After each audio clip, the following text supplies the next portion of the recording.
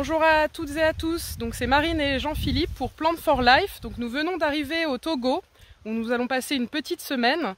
Et qu'est-ce qu'on va faire Jean-Philippe? Bonjour, eh bien ici nous allons évaluer le travail qui a été commencé de plantation avec l'association Youth for Green Nature et donc voir où en est le programme sur le terrain, où en sont les plantations et si on a les conditions pour continuer.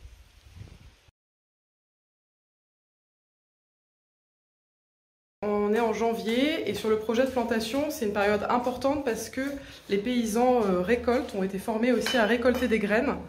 Et donc là, autour de moi, il y a à peu près 9 essences d'arbres différentes qui vont permettre de produire ensuite les plants en pépinière. Donc il y a des milliers, voire des millions de graines autour de moi. Les récoltes sont encore en train d'être en cours et ça va permettre ensuite de produire les petits plants d'arbres qui seront plantés sur le projet.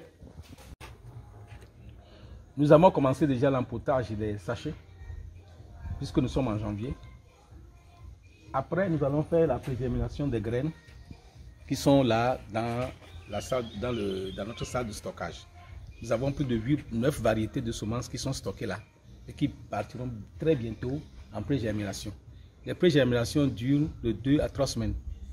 Les jeunes plants sont repiqués sur sachet. Dès qu'ils sont repiqués sur sachet, ça dure aussi 6 à 8 semaines pour être transposé dans les plantations. Avant, ici était une forêt. Plus de 3000 hectares de forêt ont été coupés et ils ont installé des diguettes pour produire le riz parfumé. Un scandale. Aujourd'hui, nous en souffrons. Dans notre enfance, tout ici était boisé et il pleuvait beaucoup dans la région. Ici, on est en train de visiter une zone où les riziculteurs cultivent donc le riz et donc on est à proximité du fleuve Zio qui permet d'irriguer en fait ces cultures. Et là, on voit en fait en saison sèche, le sol est totalement asséché, on peut pas du tout cultiver. C'était pas le cas en fait 15 ans auparavant. Donc, il est vraiment urgent de reboiser ces berges pour pallier à ces problèmes.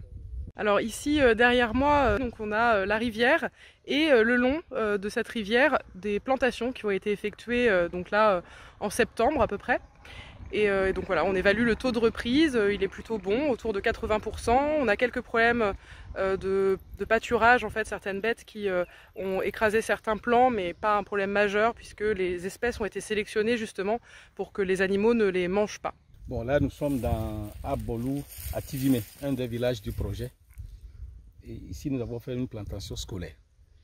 L'idée, c'est de planter les tecs pour l'établissement, pour leur permettre d'avoir du bois pour les besoins de l'école.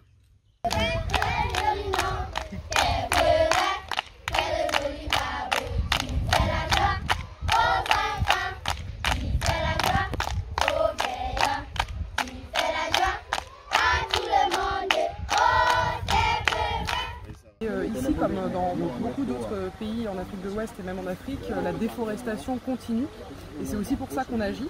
La déforestation, elle est liée en partie pour les besoins en charbon de bois, pour la cuisson des aliments, aussi pour le bois de construction et puis aussi la technique d'abattis brûlis, de culture itinérante sur brûlis.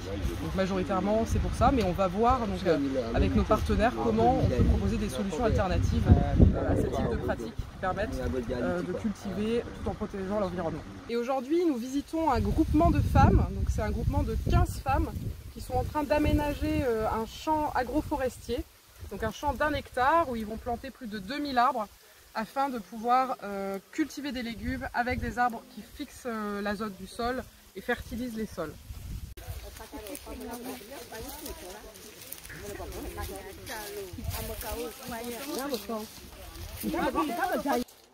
Ici, ce que nous faisons au Togo vise d'une part à la récupération des sols, évidemment, les régénérer, suite à une déforestation qui est toujours en cours, puisque le Togo perd chaque année 4% de sa couverture végétale. Et donc nous le faisons à travers un programme d'agroforesterie. Les systèmes agroforestiers ont beaucoup d'avantages. Ils permettent donc évidemment de protéger les sols. Ils permettent aussi de ramener la biodiversité, indispensable, absolument indispensable à la vie d'un écosystème. Ils permettent aussi de faire venir la pluie, parce qu'on dit toujours, les anciens disaient, les arbres font venir la pluie, mais un endroit où il n'y a plus d'arbres, en général, on a moins de pluie. Et ils vont en même temps protéger l'humidité des sols. Donc les systèmes agroforestiers deviennent absolument indispensables aujourd'hui pour la biodiversité, pour lutter contre l'érosion des sols et pour permettre de capter les ressources en eau. Si on peut avoir un rêve aujourd'hui, pour notre humanité, c'est que chacun plante un arbre. C'est que nous soyons tous engagés dans la reconstitution des écosystèmes que nous avons perdus grâce à la plantation des arbres.